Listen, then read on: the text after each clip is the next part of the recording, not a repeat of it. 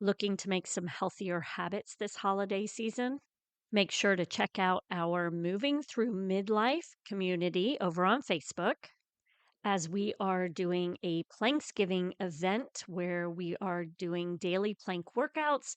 We will be doing an advent for healthy, happy hips this holiday season, and then also have a sugar challenge, a 2-week sugar challenge that you might be interested in. Happy holidays!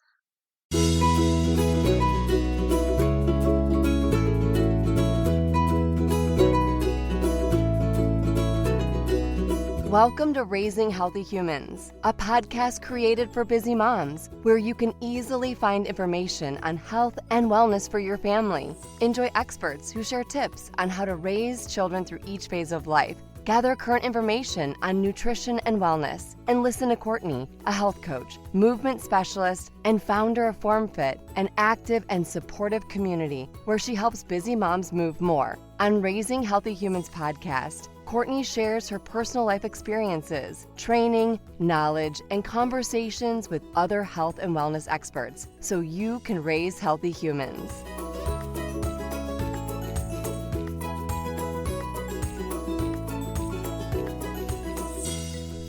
As a parent, I'm sure you can understand the struggles with getting your child to sleep.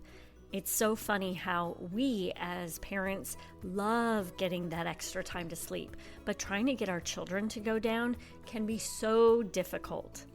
So I was excited to be able to interview Missy, a pediatric sleep consultant, whose goal it is to help your child start sleeping soundly so that you can feel like yourself again. Let's listen in.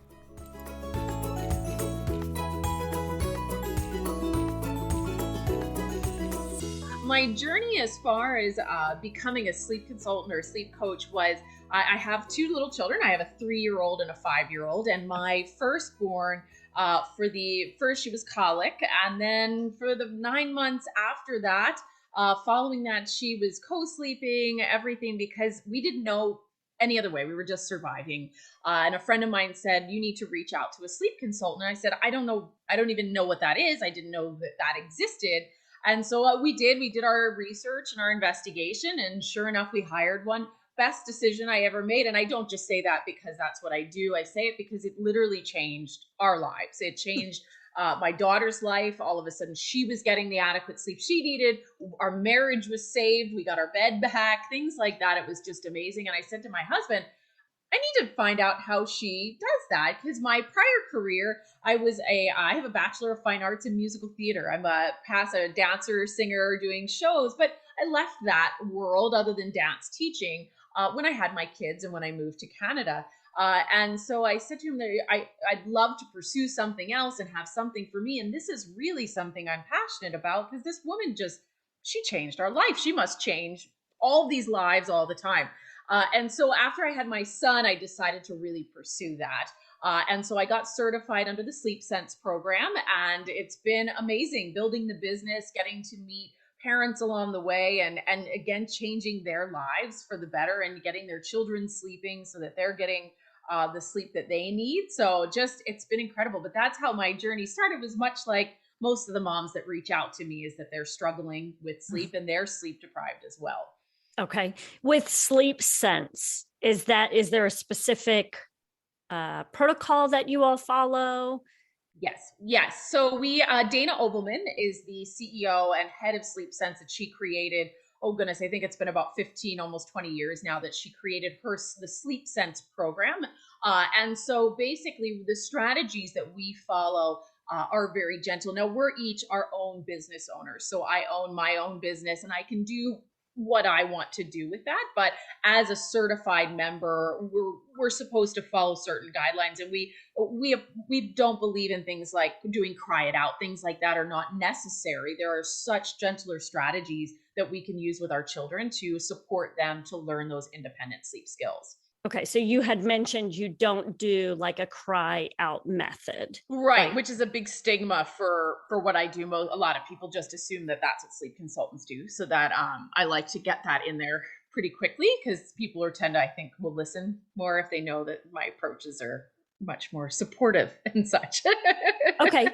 Do you recommend, I mean, you mentioned co-sleeping. Is Yes, that something you usually recommend, or the goal is to get the child out of the bed that's and correct. into their own bed? That's correct. Yes. The goal is to teach the child the independent sleep skills so that they can sleep, by themselves. So we don't, of course, because of safe sleep guidelines, we never promote co sleeping. But from personal experience, I did it. I had to. Other mothers have to. So I have no bias at all against it. But my recommendation is always to let's get baby to the crib because they'll learn those skills much better if they're not co sleeping. So but it's always moms come to me and they're co-sleeping. If they're not ready yet to change that, then we wait. And I say, come to me when your family's ready for that change. So, but never any bias there because again, I did Okay. it. Well, and I'm curious when you mentioned children having the independence of sleeping on their own, is Yeah. there a benefit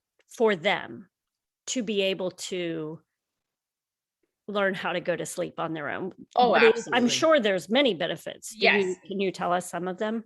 Yes, absolutely. So the benefits, of course, are being able to connect. One of the biggest ones is being able to connect those sleep cycles throughout the night. So a great example, let's just say we're talking about an infant who's, let's just say 10 months old. And let's say that they're used to having whether it was co-sleeping or mom and dad are coming in a lot and having to rock them to sleep or just rubbing their back consistently or holding their hand, something that's an external prop. If they wake up in the middle of the night, they're going to most likely cry out because they're used to where they're looking around. Well, where did mom go? Why is she not holding my hand anymore? And Mm. because they don't know how to then say, oh, I'm still in my crib, I can just roll over and go back to sleep, they cry out needing mom or dad to come back. And so what the goal is that just like we as adults, so when we wake up in the middle of the night, because we all wake up in the middle of the night, there's no such thing as when we say we'll get babies sleeping through the night, it's bridging their sleep cycle through the Okay. night, if that makes sense. So everyone wakes up. As adults, we shift on our pillows, we roll over, but we learned those independent sleep skills. So we sometimes don't even notice that we've Mm. woken up. We just roll over, we go back to sleep. But the baby, let's say again, that 10-month-old wakes up, doesn't know the surroundings are now different. They Uh-huh. panic. Where is everybody? I don't know how to go back to sleep without that. And then they don't know what to do. Whereas once we teach them those skills through supportive methods, then when they wake up, they just find their rollover, get comfortable, and they go back to bed just like we do as an adult. So it's a lifelong skill that you're teaching them. Because especially once they get into that toddler age, preschool age, school age, we want them to be able to go back to sleep and have those skills so that they're getting that adequate sleep that they need. And with adequate sleep, is there, and we hear lots of numbers thrown around for Yes. different ages. Do you have recommendations, and why do we need to make sure that we're following these recommendations for sleep times? Absolutely. So it varies based on age, of course. So our newborn babies, if you have a brand new baby coming home, of course, they are going to sleep a ton. And you want to enjoy all of that, enjoy the snuggles, enjoy the cuddles, all of that. But we want to make sure that our newborns are getting between 15 and 18 hours in a 24-hour period. Oh, So wow. and that's it typically that happens. Most newborns, as you probably know, they sleep a lot, Mhm. which is what we want. We want them to be sleeping a lot. So babies, we're looking for 12 to 15 hours in a 24-hour period. So 10 to 12 hours at night, plus those naps during the day add into that. For our toddlers, we're looking at 12 to 14 hours in a 24-hour period, 10 to 12 at night still. And of course, in your toddler age, you start out with that one nap is still there. But as they get to that some 2.5, some 3, some 3.5, sometimes even a 4-year-old is still, especially if they're in daycare or anything like that, is getting a little bit of a nap time during the day still. So we factor that in as well. But 10 to 12 is the goal at night for that age group. Once we get to school age, preschool age, still 10 to 12 at night. It becomes kind of the staple is 10 to 12 hours. until they get up into that teenage years. Then we move to a 9 to 12. So there's a little bit of a relaxed part where they could be getting 9 hours in that school, like the older school age version, Okay. but still getting enough. But our kids from K to 6 and sixth grade, seventh grade, eighth grade, we still want to see them getting 10 hours of sleep at least at night would be helpful. If they're getting a little less than that, watch their moods, watch their behavior.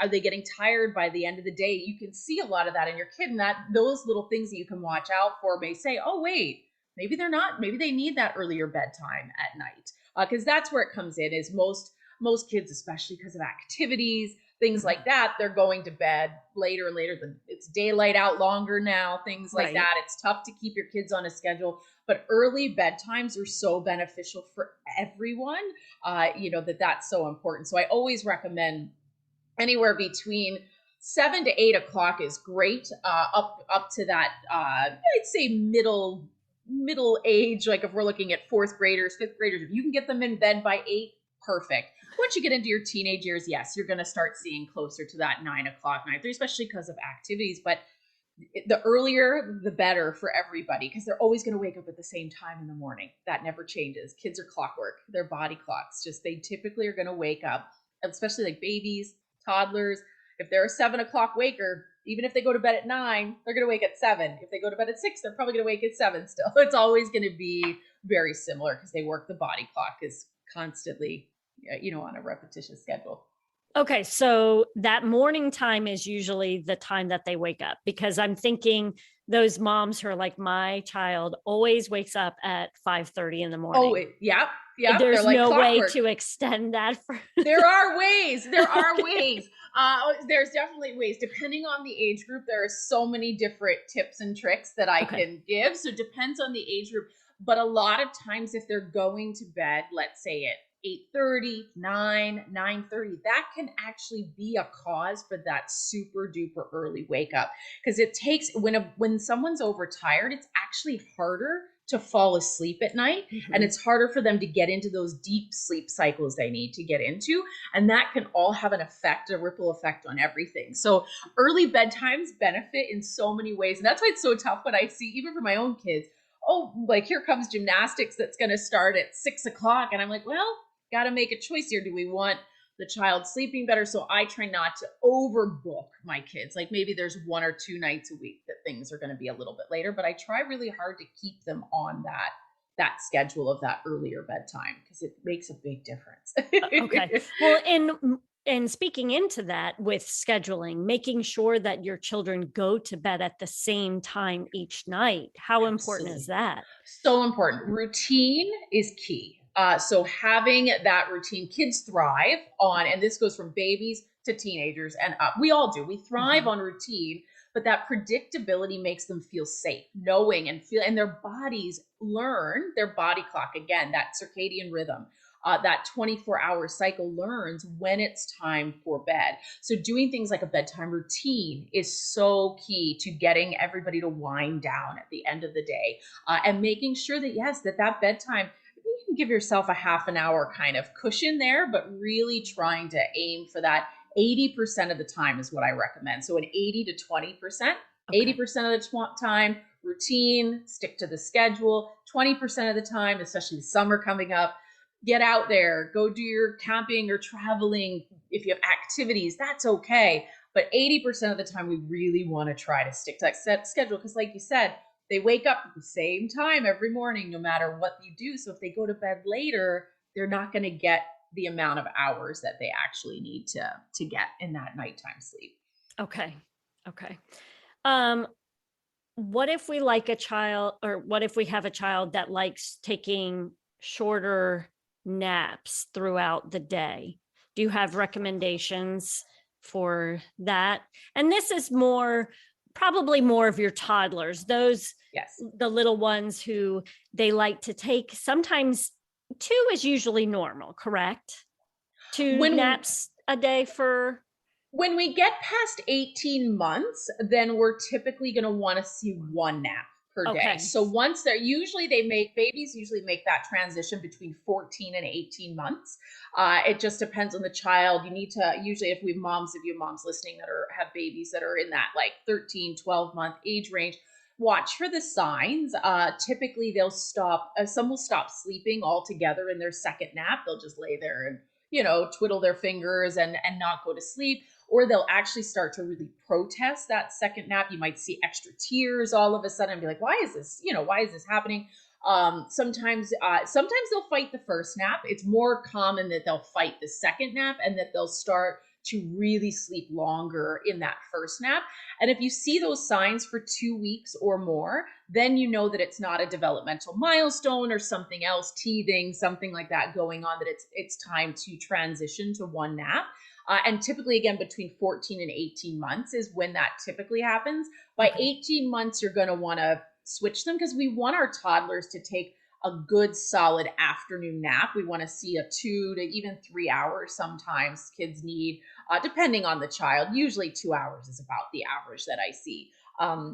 But we want to see that. Usually it'll fall somewhere between anywhere from 11:30 to 1 is when they typically start that nap.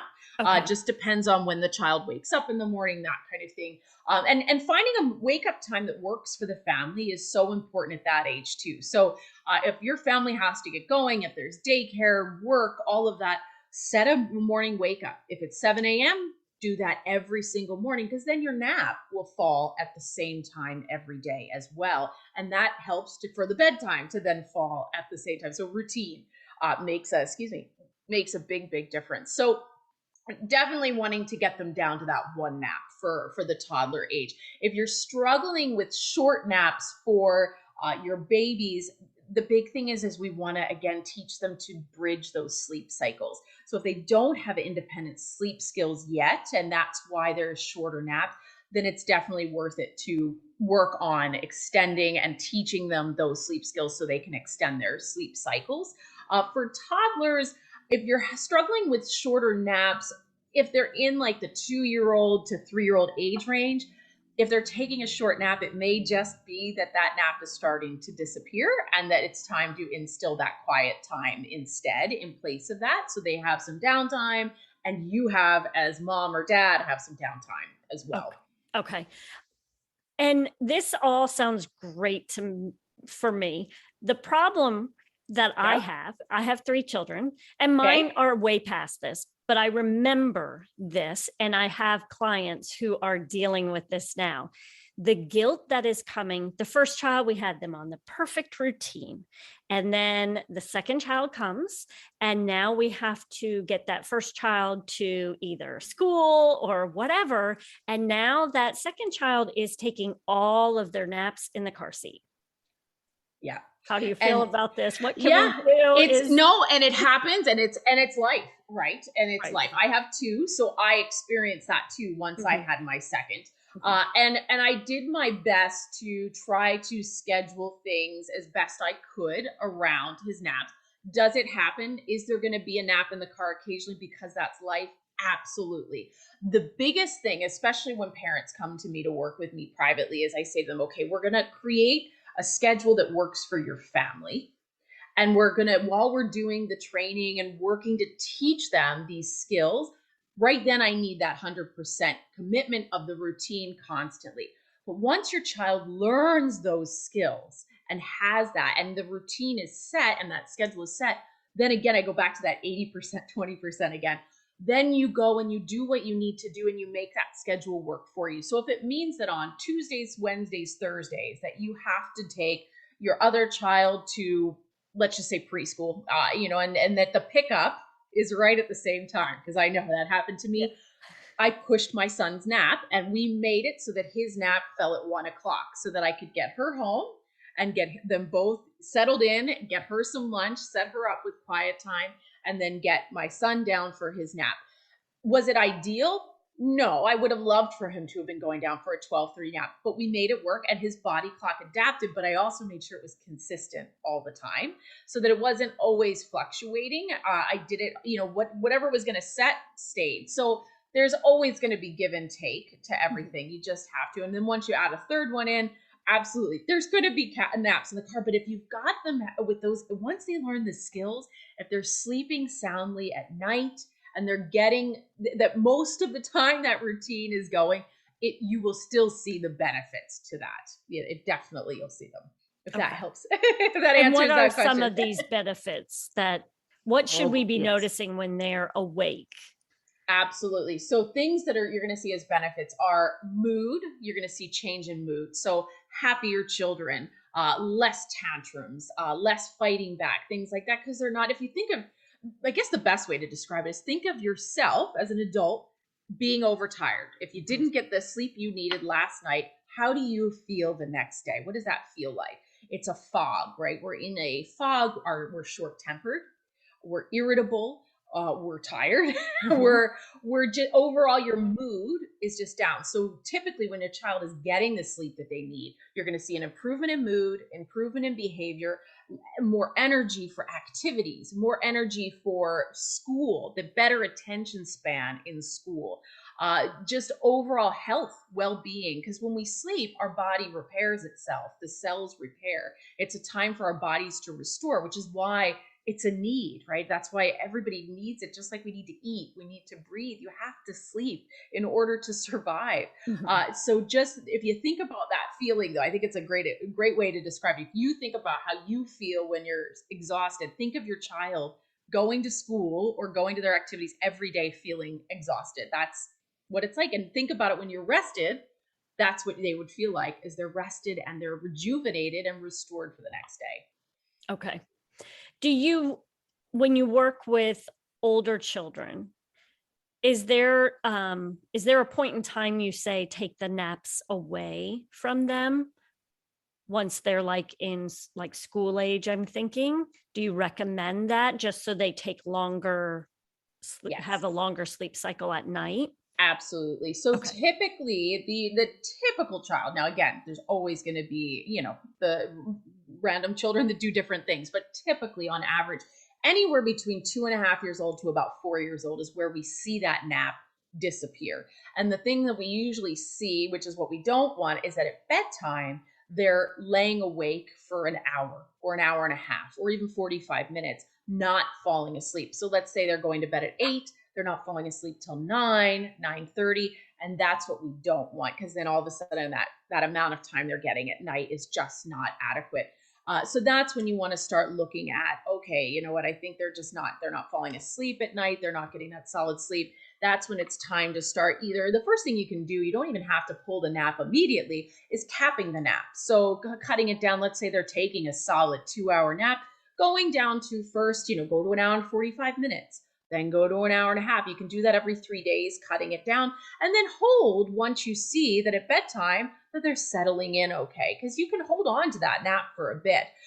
Once you do take that nap away, then we want to go to an earlier bedtime, because all of a sudden our toddler is not getting that sleep they're used to during the day. So that's going to take, sometimes it could take 3 to 6 weeks for their bodies to adjust to that, for their body clock to change. So if they're typically going to bed at 7:30, let's say, when they were taking that nap, then you may have to go to a 7 or even a 6:30 bedtime for a bit until they get adjusted. Then that 7 o'clock is usually a really good sweet spot for toddlers to go to bed.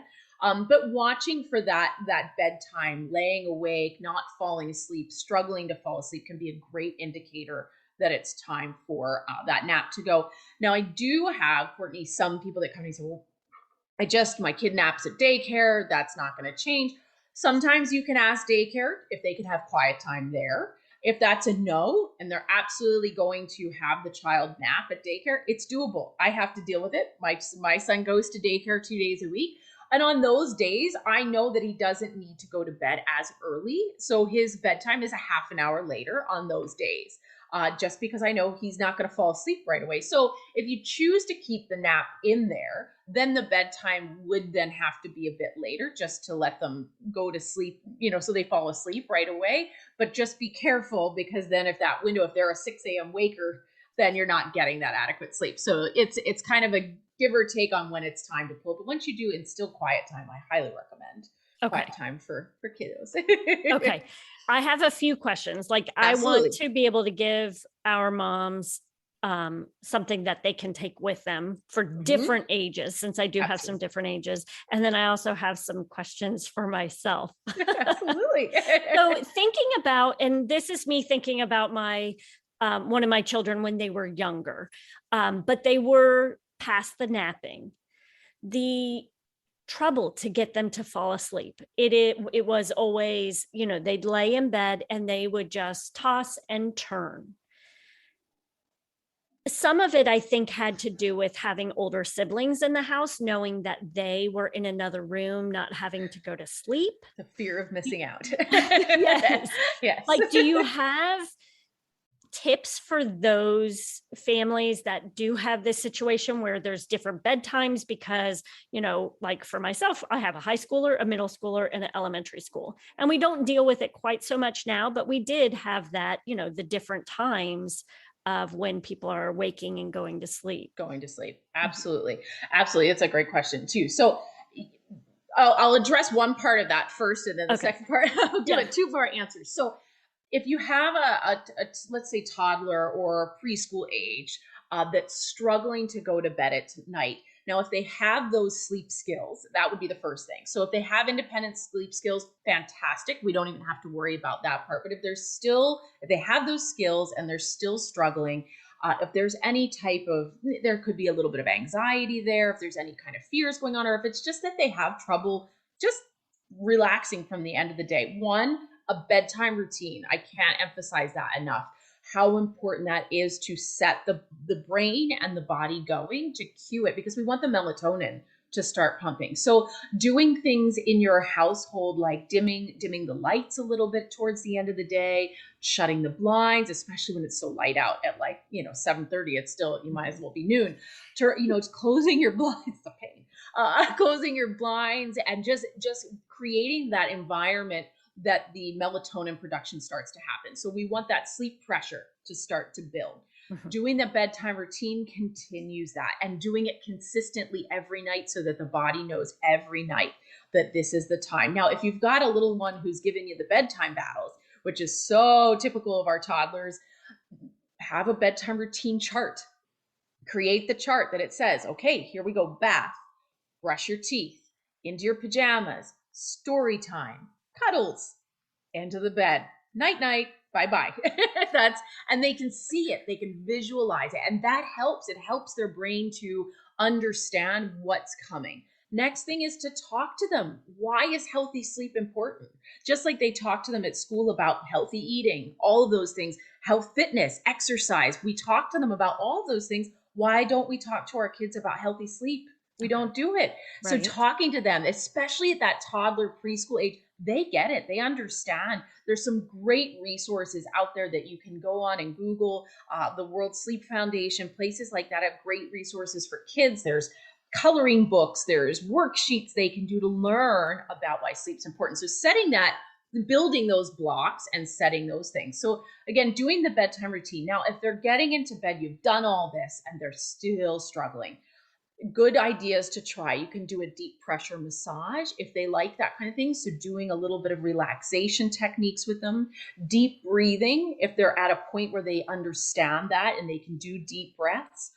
You can also do meditation. There's some great apps out there that have ones for kids for bedtime. The Calm app, I know, has some really wonderful ones. Doing something like that with them. Another fun idea: fill up a little eye. You can make your own eye pillow, make a little sock, put little things in it, fill it with a scent, and they can put it over their eyes to relax at the end of the day. Doing things that promote relaxation. I love the deep breathing. I love telling kids, think about something that makes you happy. What makes you feel relaxed? Just like we do for ourselves. Mhm. Just giving them that ability to bring it down a notch, just really relaxing, making sure we're not getting them riled up before bed. Dads are famous for that one. Getting them, wrestling. All of a sudden they're going to come in and they're wrestling before bed. We don't want the cortisol to go up. We want that down. We want melatonin up. So really setting the scene for bedtime. Now, if it's more of a battle type situation, Courtney, where your child gets into bed and they're asking you for 500 things, I need 2 glasses of water, 5 5 more books, all of that. That's when it's time to set boundaries. So really coming in there and saying, nope, we have one, you can have a sip of water right before bed. We will read one, you can pick one story from the 2. Here's your choice. So we're still fostering independence. We want to do that. So important for our toddlers to foster that independence. But giving them choices are a great way to do that while also setting the boundaries. You could do a sleep rules chart. When you get after our bedtime routine, then we get in bed, we close our eyes, we go to sleep. Giving them the visualization, all of those things are really great. So that I gave a lot of info right there, and I already forget. I already forget part 2 of what the question was. But so I'm not sure if I covered all of it, but no, I mean, that was pretty much the age groups, the different ages going to bed. I think the best thing with that is to explain to them why. Again, that, your big brother is older than you, so he needs a little bit less sleep than you do, or he has homework to do currently, but you're at this age and this is really important for your health. So this is when you go to bed. And that's where boundaries again come in. It's kind of sometimes a lot of the work I do with toddlers and older children is coming in there and working on the boundaries, and working on the day boundaries too can really help with the night boundaries as well. But just explain it to them. They're smarter than we think. They understand, but they, just giving them the tools of why, again, just like healthy eating, exercise, sleep, important. Okay. You continue to mention like the teaching them the independence to be able to go to sleep on their own. What about families who have little ones and they're maybe not so little anymore, who are not going to sleep on their own? They still need mom. I'm not speaking from experience. You sure? It's okay. Yeah. And it's so interesting because the other 2, I mean, I shouldn't say that, because the other 2, they slept together in the same bed for a few years, while they were younger.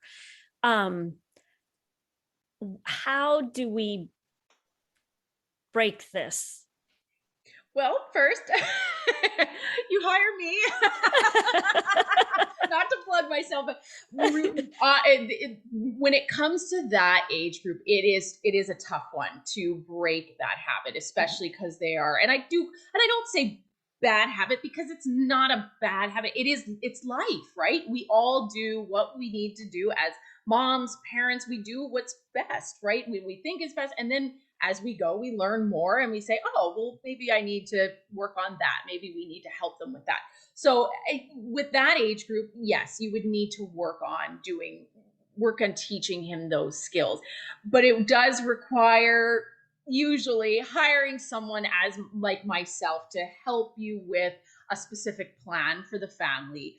What's going to work for that child, working on the boundaries, things like that, and doing a program that, you work 3, sometimes 4 weeks to instill it, because it's a tough one when they're older to break those habits, right? Because that's what they're used to. Mm-hmm. So a lot of my coaching program, that's when kind of those details come in, and finding what dynamic works for this family specifically, what technique is going to work for this child, what's going on, and then we get them there. That makes sense.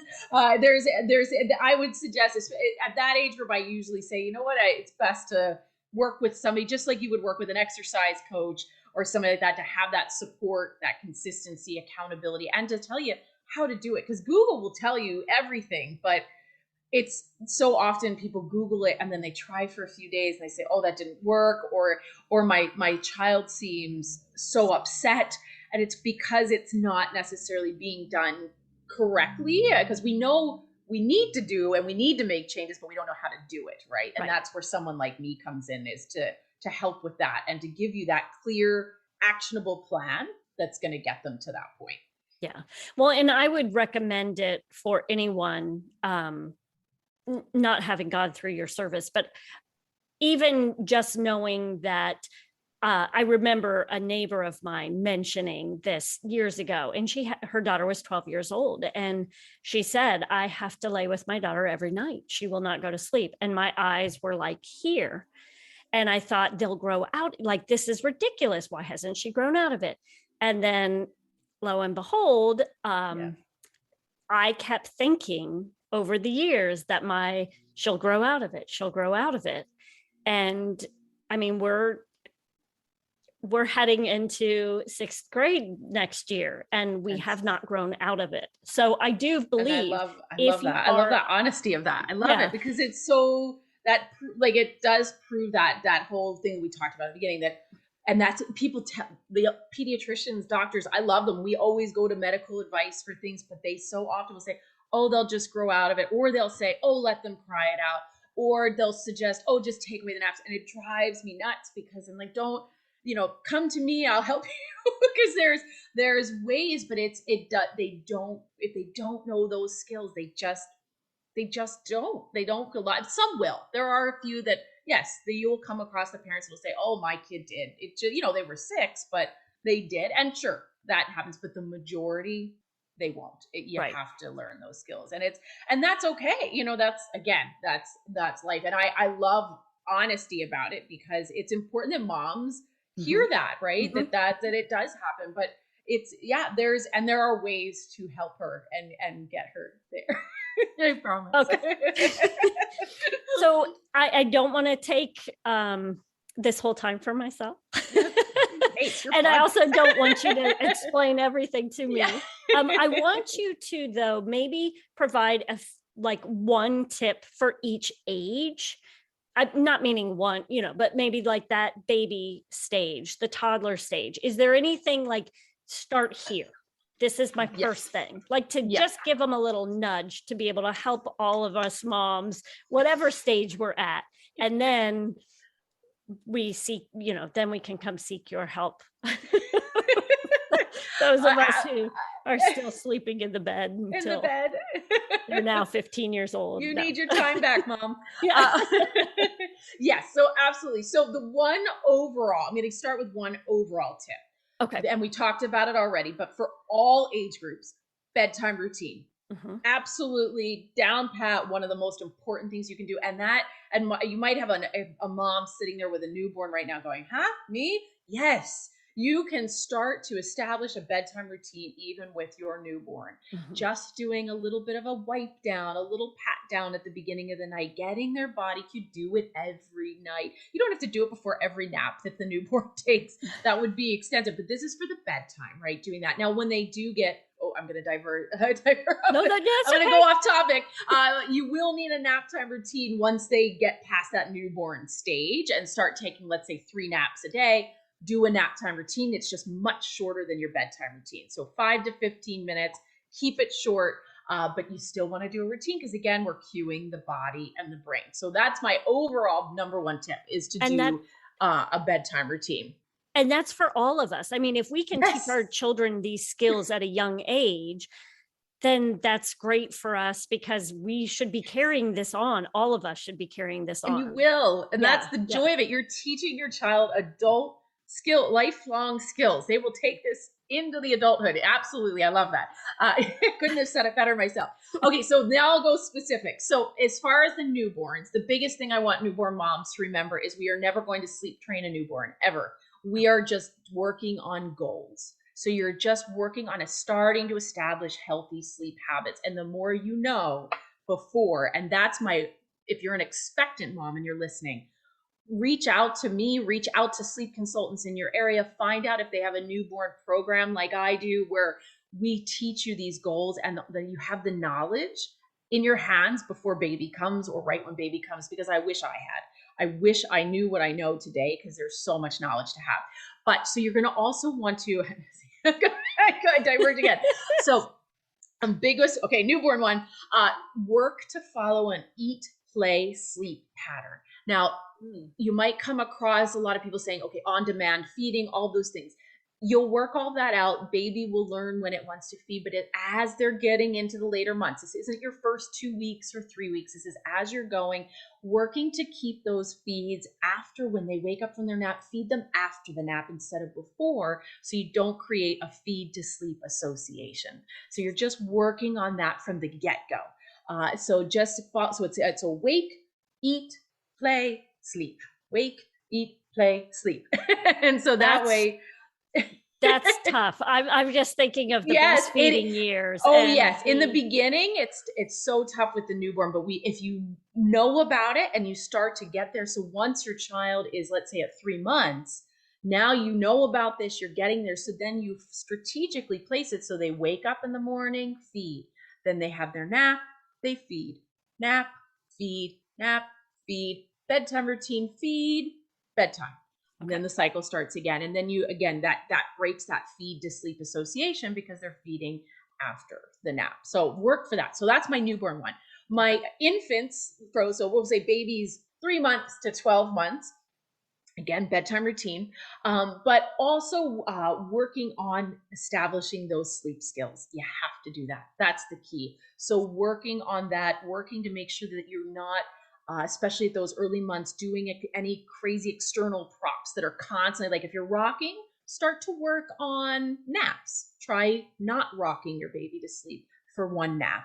Try just putting them down. So just working on it. It's not going to all happen at once unless you hire someone like me. Then we're going to dive right in and we're going to do it together. But if you're just wanting to take baby steps, start there. Start small.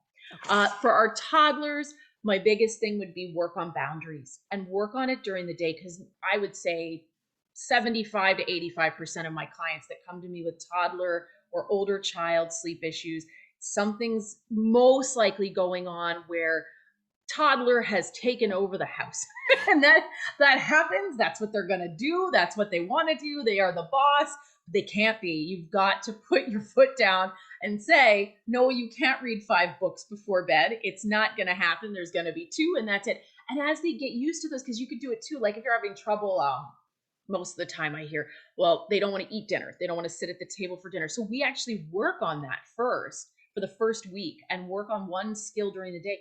But all of a sudden, mom and dad are becoming the boss again. And then when we come to bedtime, mom and dad are now the boss and the child understands. So implementing the sleep stuff is so much easier. So work on boundaries and do a bedtime routine chart, things like that. Do those things that we talked about, and that'll start you off on the right foot for sure. Okay. Perfect. I digressed a bit there, but I do that. I talk a lot. That's great. That's great. So let us know, where can we find you? Absolutely. And how can we work with you and all of that? Absolutely. So first places to find me, I'm on Instagram at Say Yes to the Rest Today. I'm also on Facebook. It's the same one, Say Yes to the Rest Today. So you can follow me on there. I do sleep tips. I do question and answers. I actually do a little IG live series, all sorts of things. So follow me on there. And that's a great place for, resources, tips. I also have a website, www.sayyestotherest.com. That's a place where you can find out more about me, my background, about my sleep packages. My blog is on there, my philosophies, all of that fun stuff. My newsletter, you can sign up for that.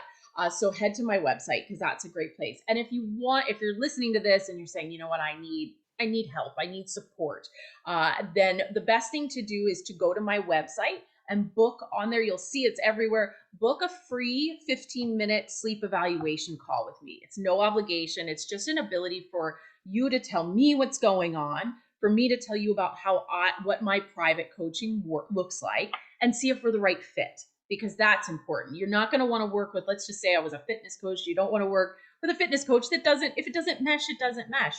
So we find out, do we work well together? Is this right for your family? And then from there, if you're ready to jump in there and make a change in your child's life, we get you started. And it's usually 2 to 3 weeks, depending on the age. My toddlers always and older children take a bit longer. And we work together till sleep goals are met. And it's an all-inclusive program. You have access to me, support, all of that. And so that's the best approach if you're looking to work with me, is to book that call first. Okay. And you mentioned you have a newborn program, right? I do. Yes. And yes. then what age do you usually go up to? So my newborn program, that one goes up to 3 months is kind of my cutoff, depending on when they start with me. And if you start right at the beginning, I'm with you for the whole time period, the 3 months there. So it's actually a really nice plan. And I'm actually working on a retainer program too, where moms can stick with me out through the course of time there, and then they can just come to me and we can work together through the whole baby course, because there's always changes. Babies constantly changing. So we got 2 naps, 3 naps, 2 naps, 1 nap. We've got teething. We've got everything, regressions, or which I like to call progressions. So that's actually a thing I'm in beta testing for, is I'm looking to do so I can keep my clients with me, because I'm all about supporting my moms. That's super, and my dads that come to me. Then I work for my baby program is 3 months to 12 months. So that's the infant. Toddlers is 2 years to usually 4 years. And then my older children, I work with up to age 12, but I say that lightly because I would never say no to working with one that's a little bit older than that. If they haven't learned independent sleep skills, then that's definitely for me. If it's something that's different going on, if it's a medical thing, something like that, we're going to refer, outsource, or if it's even more detailed, there's always adult sleep consultants that work under the Sleep Sense program that I can always refer you onto as well. But if mom or dad is the prop still, then I'm your girl. Okay. Perfect. And then, is there anything you'd like to leave us with for the moms? Absolutely. I think I just mentioned it a second ago, is support, and that stigma around moms and dads being exhausted, and that's okay. It doesn't have to be that way. There's no shame in teaching your child these skills, because it does make a difference. There's no shame in asking for help. I wish I had done it sooner, and I love now that I'm able to help parents. But remember that sleep is not a luxury, and it's not a punishment. It's a necessity. And that, I think, is so, so important to remember, that it's vital for our health, well-being for us, and for our kids. Excellent. Thank you so much for taking time out of your day for this. Absolutely, Courtney. It was a pleasure. Thank you so much for having me.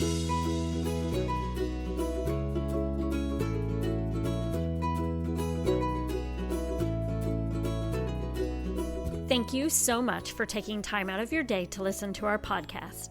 I hope that you found this information valuable, and I hope that you were able to immediately use some of the information that was provided. Make sure to go check out our show notes for all of the links that we discussed today. As a mom, I understand that at times you can feel alone and are looking for that sense of community. Here at FormFit, I am bringing moms together in a healthy and supportive community. I would love for you to come join us over in our free Facebook community that is FormFit Community. Join us over there where we can get to know you more, or feel free to try out our membership free for 7 days. It provides you with workouts, recipe guides, information on healthy hormones, healthy habits, posture information, accountability calls, and in-person and Zoom events. Plus, you can receive one-on-one training from me for 50% off.